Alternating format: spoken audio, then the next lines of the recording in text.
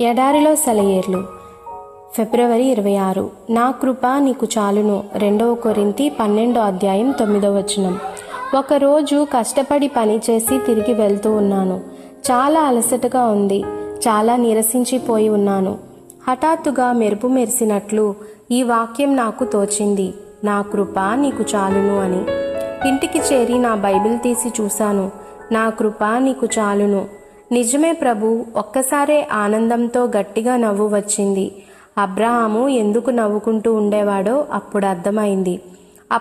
అపనమ్మకం అనేది ఉందని కూడా నమ్మశక్యం కాలేదు.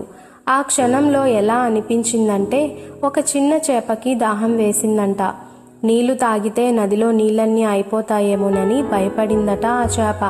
ఇలా ఉంది నా పరిస్థితి.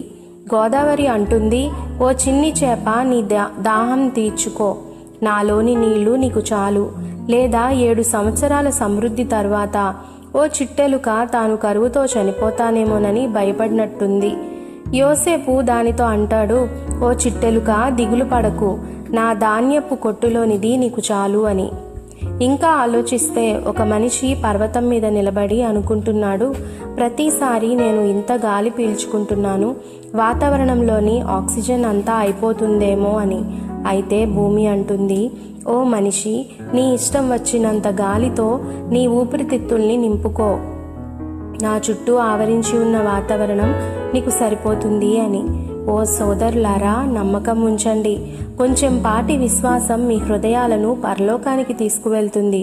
గొప్ప విశ్వాసం అయితే పరలోకాన్నే మీ హృదయాల్లోకి తీసుకువస్తుంది.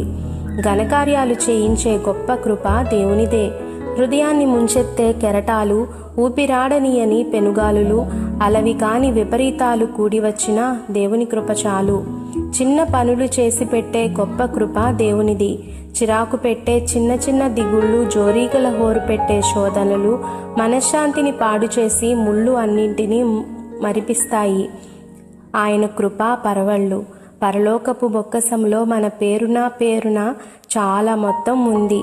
విశ్వాసాన్ని చూపించి ఆ డబ్బును తీసుకోవచ్చు. ఇష్టం వచ్చినంత తీసుకోండి. ఆమెన్.